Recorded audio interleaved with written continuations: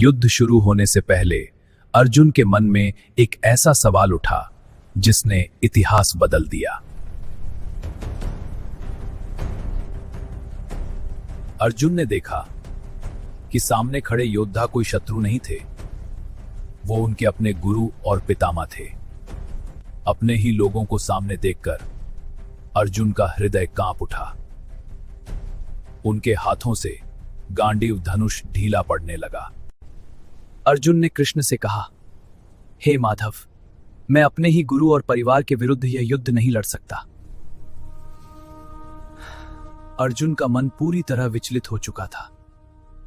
उन्होंने अपना गांडीव धनुष नीचे रख दिया और रथ में बैठ गए।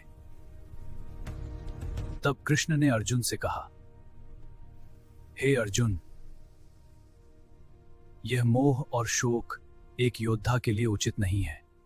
कृष्ण बोले, आत्मा न कभी जन्म लेती है और न कभी मरती है, वह सदा अमर रहती है। जैसे मनुष्य पुराने वस्त्र छोड़कर नए वस्त्र धारण करता है, वैसे ही आत्मा पुराने शरीर को छोड़कर नया शरीर धारण करती है।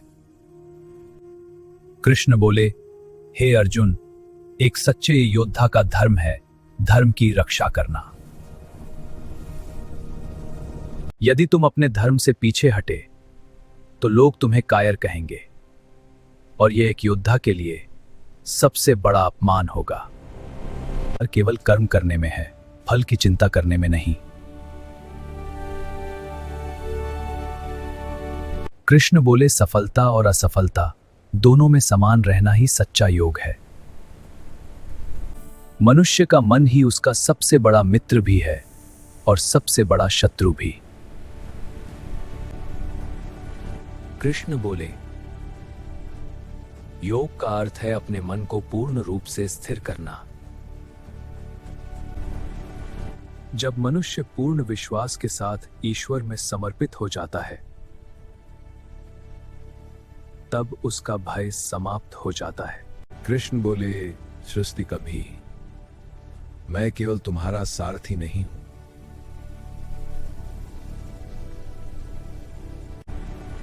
तब कृष्ण ने अर्जुन को अपना दिव्य विराट रूप दिखाना शुरू किया।